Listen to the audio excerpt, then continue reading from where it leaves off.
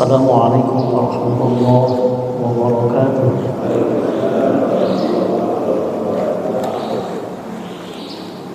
Alhamdulillah wa syukru ala ni'matillah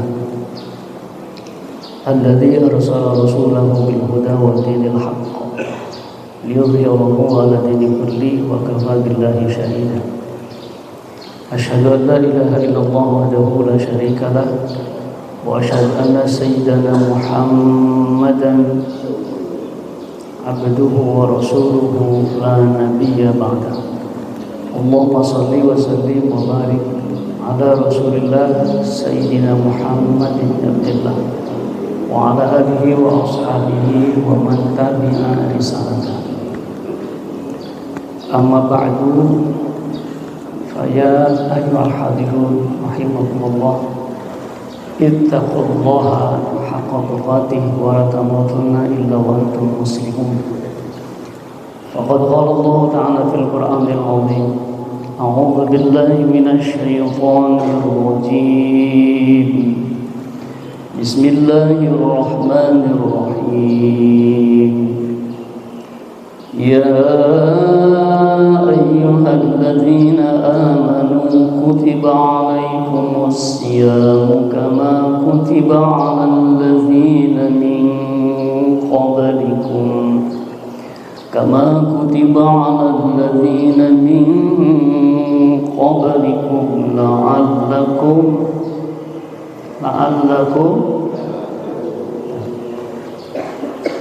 wa qala Nabi sallallahu alaihi wasallam, man shoma ramadhana imanan wa ihtisaban ghufira lahu ma taqaddama min dhanbi.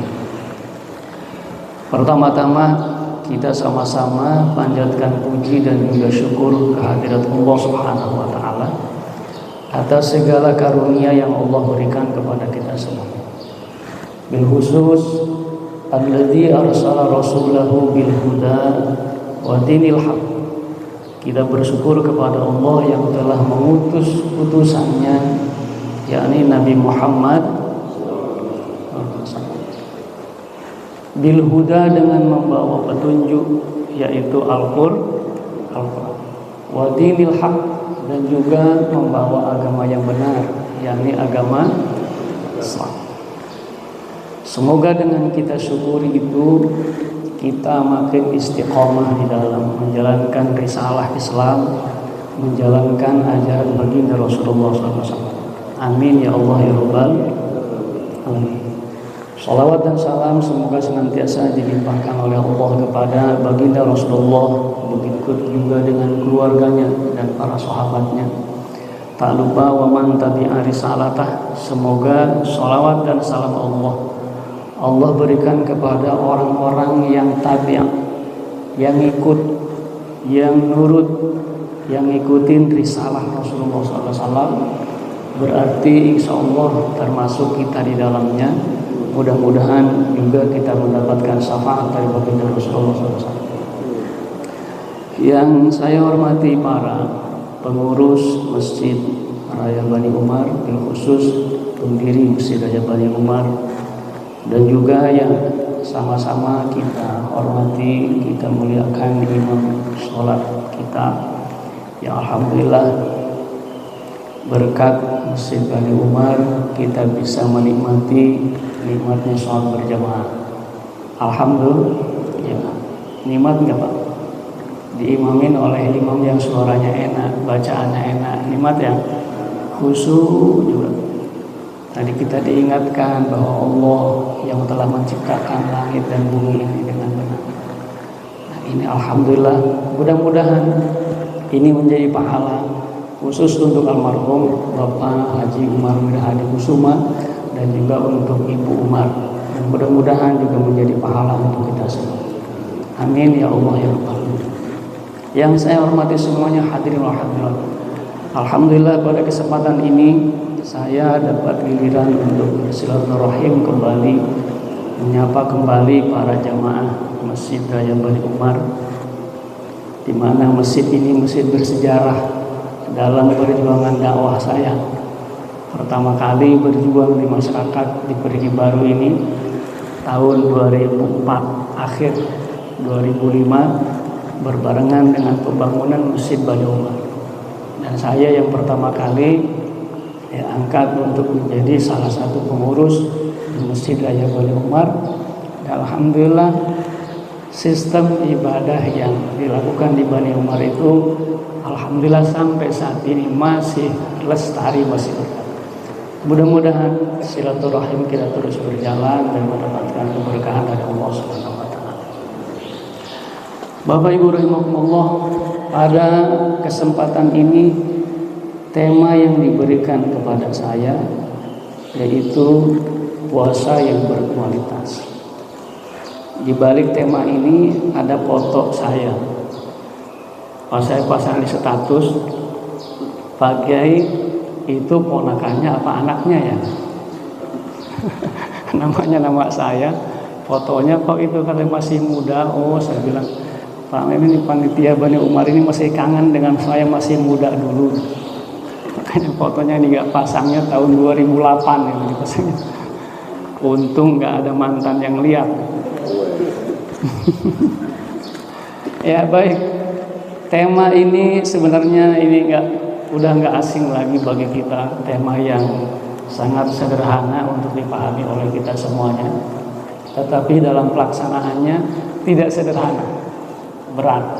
Kalau memahaminya sederhana, tapi kalau dalam pelaksanaannya sungguh sangat berat. Untuk itu saya pikir ini yang memberikan tema ini sengaja mengingatkan saya khususnya agar kita berupaya untuk menjadikan kualitas puasa ini yang baik. Bapak Ibu rahimakumullah, berbicara tentang kualitas puasa, sebelum kita merujuk kepada pendapat para ulama, mari kita sama-sama kaji bersama puasa itu sendiri. Sebagaimana yang kita sudah hafal ayatnya, di awal tadi saya bacakan, ya ayyuhalladzina amanu kutiba alaikumusiyam kama kutiba alal ladzina min qablikum la'allakum tattaqun. Kita semuanya diperintahkan oleh Allah Subhanahu wa taala untuk melaksanakan ibadah puasa. Karena kebetulan kita ini adalah orang yang beriman. Betul enggak, Pak? Karena kita orang yang beriman. Oleh karena itu, karena kita beriman, maka kita diwajibkan oleh Allah untuk melaksanakan puasa. Lalu kemudian puasa ini untuk apa? Puasa ini untuk apa? La'allakum tattaqun. Di akhir ayat ini Allah sampaikan la'allakum tattaqun. Di situ ada la'al. Kata kalau orang santri mah la'ala itu litaroji. Litaroji itu akan menceritakan suatu pekerjaan yang berpotensi itu apabila misalkan terjadi. Layaklah. Layak orang berpuasa, dia akan menjadi orang yang bertakwa. Layak, berpotensi kita bisa menjadi orang yang muttaqin apabila kita melaksanakan puasa. Lalu kemudian apakah puasa yang muttaqin ini dilaksanakannya seperti apa? Apakah kita hanya menahan lapar, menahan haus? Atau ada hadis dhaif yang populer, naumus shaim ibadah. Tidurnya orang berpuasa itu ibadah. Ya, pernah dengar hadis itu? Ya, padahal itu hadisnya dhaif. Tapi kemudian walaupun hadis itu dhaif, kita jangan menjelekan ulama yang membuat hadis itu. Kita ambil hikmahnya. Kalau kita berbicara kualitas puasa, berarti puasa yang berkualitas itu bukan hanya sekedar puasa yang menahan lapar, menahan haus. Puasa yang bagaimana? Puasa yang betul-betul diajarkan oleh baginda Rasulullah SAW.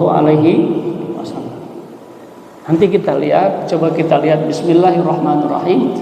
Kata Rasulullah SAW, laisa siyam minal akli wasyurb. Jadi tidaklah puasa itu kalau hanya sekedar menahan lapar, menahan haus. Lalu kemudian innamas siyam minal lagwi warrafath. Sesungguhnya yang disebut puasa itu, kata Rasulullah, mengendalikan diri kita untuk tidak berbicara maupun berbuat yang lagau. Lagau itu yang sia-sia, yang gak ada artinya. Misalkan kita lihat handphone dulu, bukain status orang aja, gak ada artinya gitu. Lalu kemudian warrafas, yang namanya puasa itu, kata Rasulullah, adalah mengendalikan diri jangan sampai kita berbicara yang rofas. Rofas itu bicara kotor. Kotornya di mana? Yang mengandung syahwat. Rofas. Ada menerjemahkan rofas itu berbicara porno begitu, yang mengundang syahwat. Itu puasa. Sehingga kata Rasulullah dengan hadis yang tadi, maka apabila misalnya kita mau kemana bang? Saya mau ngabuburit. Sama siapa? Ini sama gacoan belakang.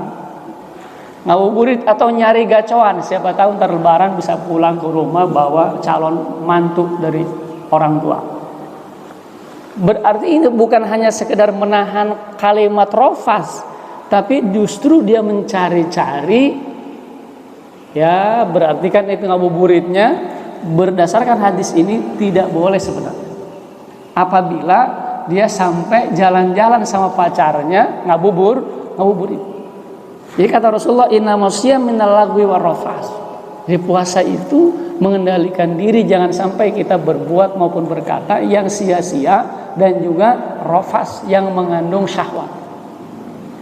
Ini mah sengaja janjian. Lalu kemudian kata Rasulullah, fa inna sabbaka ahadun wajhul alaika faltaqul inni shaim. Orang yang berpuasa ini tidak boleh kita berkelahi. Apabila ada yang mencelamu, kata Rasulullah, kemudian ada orang yang usil sama kamu, kata Rasulullah, faltaqul inni shaim. Maka enggak usah dilawan. Cukup ngomong aja begini, saya ini sedang berpuasa. Itu puasa orang yang berkualitas.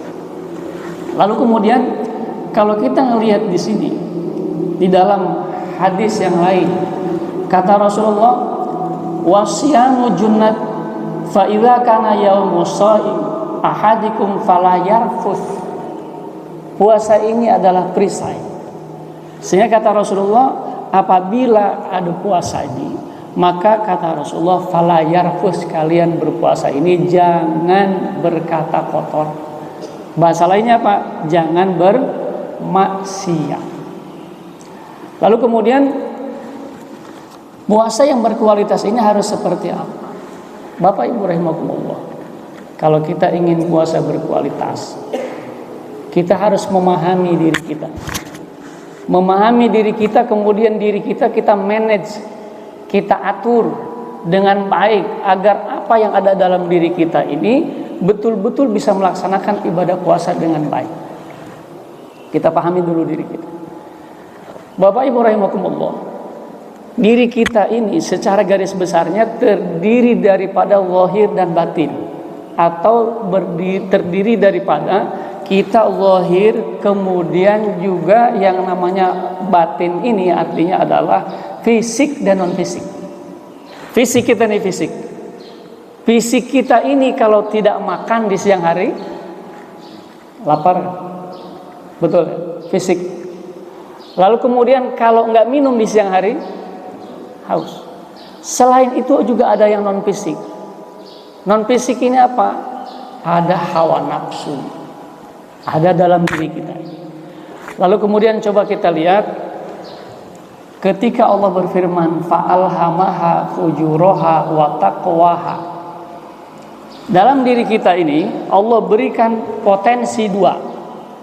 Fa'alhamaha fujuraha wa taqwaha. Allah berikan kepada kita potensi, di satu sisi kita cenderung kepada perbuatan fujur, perbuatan dosa, perbuatan maksiat.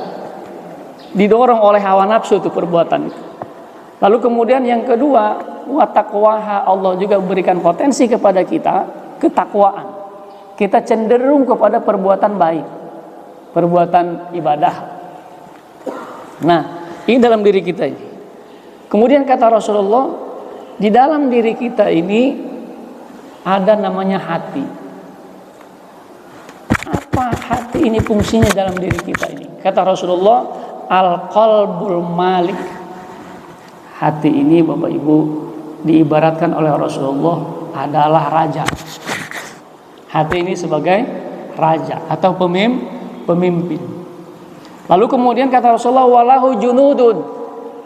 Hati ini punya anggota, punya anak buah, punya bawahan. Hati ini. Lalu kemudian faidza solahal malik solaha junudu. Apabila rajanya itu, hati tadi itu, hatinya baik, maka pasti anggota semuanya juga anak buahnya si hati ini baik. Kalau hatinya baik, mulutnya juga baik. Kalau hatinya baik, tangannya juga baik. Kalau hatinya baik, kakinya juga baik. Karena kaki ini anggota hati, pemimpinnya hati. Kalau hatinya nggak baik, faidza fasadal malik fasadat junuduh. Apabila si hati yang tadi dikategorikan sebagai raja ini dia fasad jelek, maka fasadat junuduh, semua anggota anak buahnya itu juga akan jelek. Coba kita buktikan misalnya hati kita. Hati kita, ingat kata Rasulullah, ruba shaim laisa lahu min syami ilal ju' wal 'atash. Tidak sedikit orang yang berpuasa ini puasanya hanya sekedar nahan lapar, nahan haus saja. Artinya puasanya sia-sia. Sehingga hatinya benar. Lalu bagaimana caranya? Rasulullah mengajarkan kita untuk beribadah dengan cara apa? Di antaranya Rasulullah Shallallahu Alaihi Wasallam itu, sebagaimana hadis yang diriwayatkan Imam Ibnu Abbas, wa an Ibnu Abbas radhiyallahu anhu qala kana Rasulullah sallam ajwadan nasa wa kana ajwada ma yakunu fi Ramadan hina yalqahu Jibril wa kana Jibril yalqahu fi kulli lailatin min Ramadan fayudarrisuhul Qur'an. Ini kata Rasulullah bahwa karena Rasulullah Shallallahu Alaihi Wasallam, Imam Ibnu Abbas menceritakan Rasulullah itu ajwadan nas, manusia yang paling dermawan. Lalu kemudian wa kana ajwada ma yakunu fi Ramadan, lebih dermawan lagi itu Rasulullah apabila di bulan Ramadan. Hati kita baik, ngelihat hadis ini, maka kemudian kata hati, tangan, rogoh kantongmu tuh, ada nggak di kantong? Lalu kemudian tuh lihat kotak lewat, masukin. Tuh lihat ada masjid lagi dibangun, berarti hatinya baik, tangannya jadi baik. Lalu kemudian di dalam hadis ini hina yalqahu Jibril, di bulan Ramadan ini Rasulullah senantiasa dikunjungi oleh malaikat Jibril, bertemu dengan malaikat Jibril. Wa kana Jibril yalqahu fi kulli lailatin min Ramadan. Malaikat Jibril tiap malam menemui Rasulullah sallallahu alaihi wasallam, fayudarrisuhul Qur'an. Ngapain tuh malaikat Jibril? Membacakan Al-Qur'an. Sehingga berarti hatinya baik nih. Saya pengen ngikutin Rasulullah SAW. Rasulullah nggak dengerin malaikat Jibril baca Quran setiap malam. Wah, ini di Bani Umar ada ngaji Quran nih, mikra nih habis tarawih, masih apa enggak tuh ya? Wah, saya mau ke masjid Bani Umar nih ngedengerin baca Quran. Nabi Muhammad juga nggak dengerin malaikat Jibril baca Quran. Datang, hatinya baik, pengen dengerin orang baca Quran. Kakinya melangkah dari rumah karena hatinya baik, kakinya juga baik. Itu harus dimanage oleh kita semuanya, unsur-unsur dalam diri kita ini.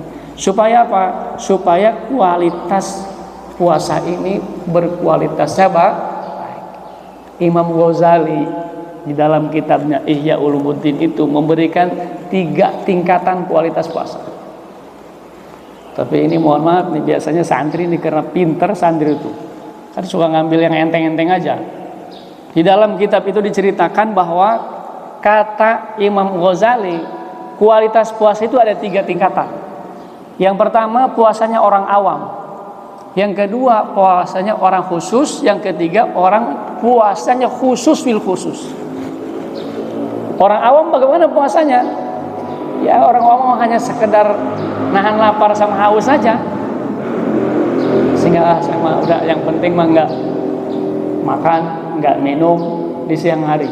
Atau yang bersuami istri nggak berhubungan suami istri di siang hari. Itu puasanya orang awam. Lalu kemudian tambah lagi tadi dengan naumus shaim ibadah.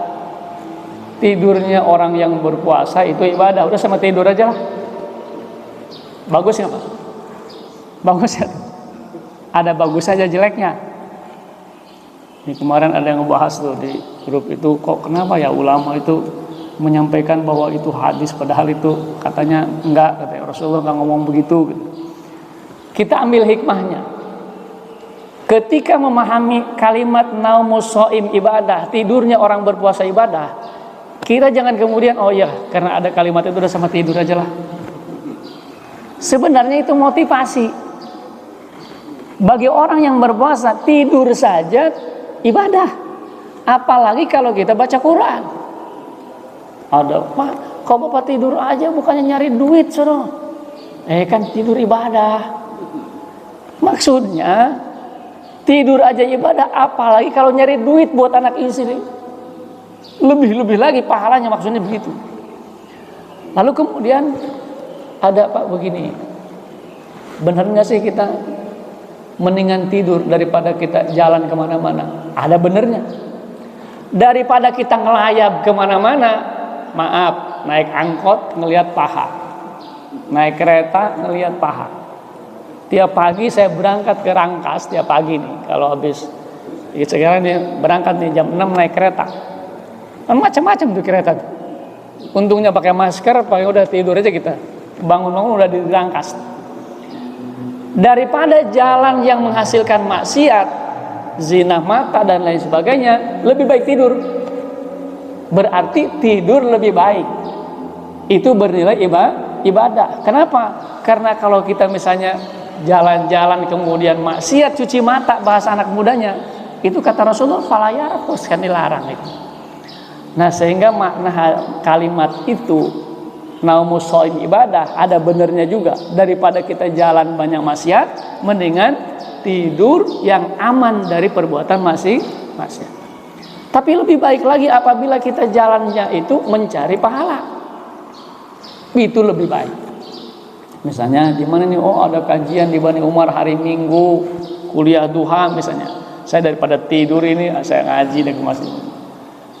Itu berarti nambah pahala. Itulah diantaranya. Lalu kemudian puasanya orang khusus bagaimana? Selain dirinya menahan lapar, menahan haus, juga batinnya puasa. Apalagi puasanya orang khususil khusus, di mana bukan hanya sekedar mengendalikan mulutnya tidak makan tidak minum, tapi juga mengendalikan hawa nafsunya. Semua apapun yang dilakukannya hanya untuk Allah Subhanahu wa Ta'ala. Nah, kita ini ada di mana kualitasnya? Kan kita mau orang awam aja lah. Jangan ngambil yang paling rendah. Kita berupaya karena puasa itu la'allakum tattaqun. Nah, coba kita lihat kata Rasulullah, kullu amal ibni adam yudha'aful hasanah asru amsalihha ila sab'i mi'atin di'fin.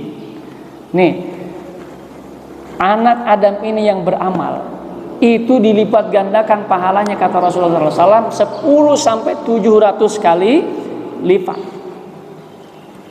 Illa saum, kecuali saum, puasa. Puasa mah itu kata Allah Subhanahu wa taala, fa innahu li wa ana ajzibih. Puasa mah itu untuk saya dan saya sendiri akan memberikan pahala. Sehingga yada'u syahwatuhu wa ta'amuhu min ajli, kita menahan dorongan hawa nafsu syahwat. Syahwat kita ditahan nih.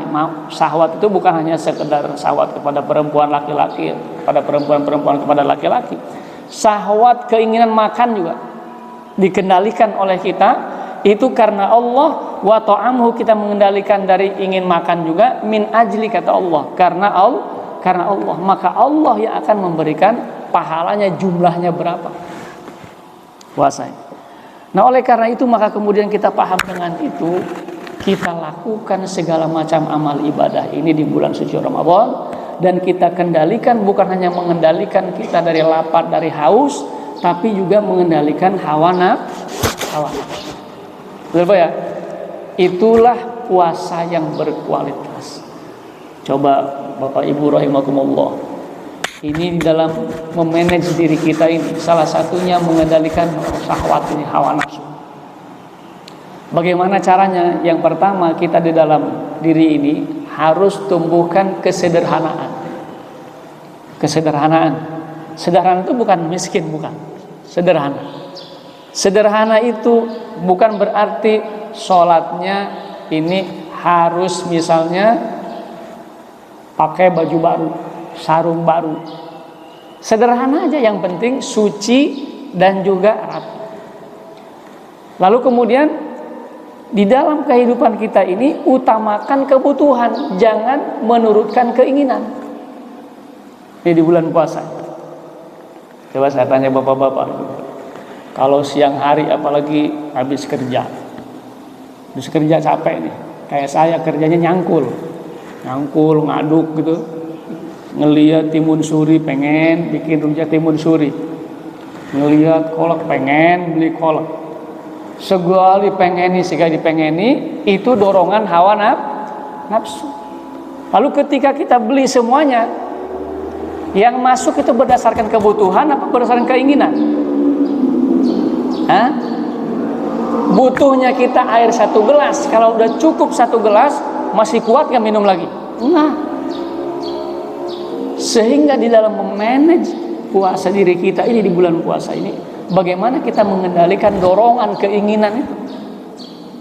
Karena kalau menurutkan keinginan tidak ada batas, betul? Ya, ngelihat ini pengen, ngelihat ini pengen. Tapi kalau kita mengutamakan kebutuhan, yang penting cukup untuk kebutuhan diri, maka kita tidak akan tersiksa gara-gara dorongan hawa nafsu, syahwat, keinginan.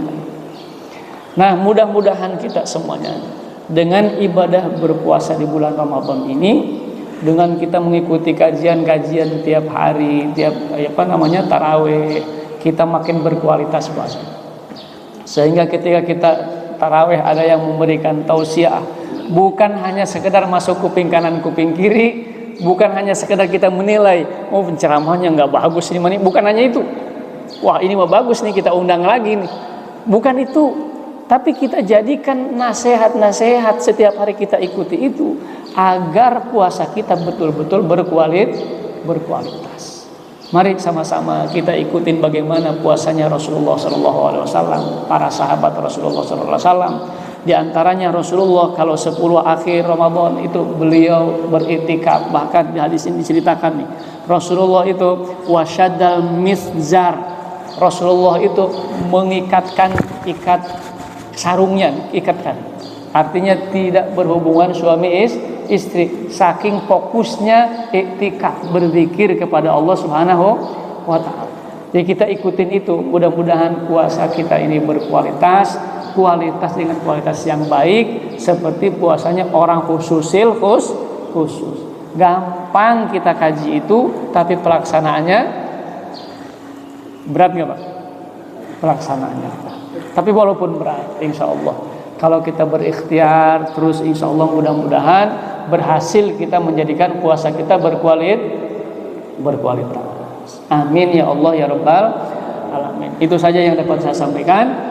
Intinya adalah puasa berkualitas itu bukan hanya sekedar menahan lapar, menahan haus, menahan diri dari perbuatan hubungan suami istri di siang hari, tapi juga menahan segala dorongan hawa nafsu yang ada dalam diri kita, yang dilarang oleh Allah kita tinggalkan, yang diperintahkan oleh Allah kita laksanakan.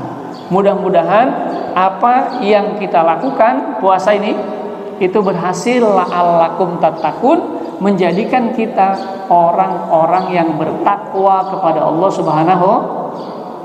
Takwa apaan Pak? Takwa apa? Kalau orang Sunda bilang hulu botak di bawah. Takwa itu imtitsalul awamiri wajtinabun nawahi. Ulama memberikan penjelasan, yang disebut takwa itu adalah melaksanakan segala apa yang Allah perintahkan dan menjauhi segala apa yang Allah larang. Tapi karena Allah. Nah, itulah puasa. Sehingga mudah-mudahan sekali lagi puasa berhasil menjadikan kita orang-orang yang muttaqin dengan kualitas yang betul-betul baik di sisi Allah Subhanahu wa taala.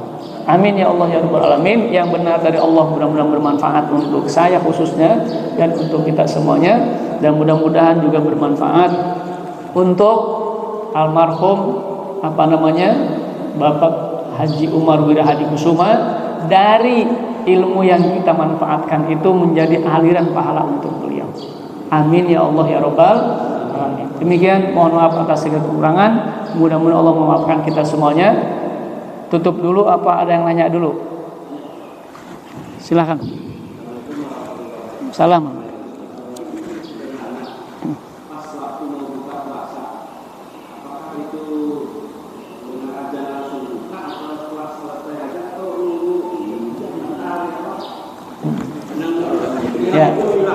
Ya.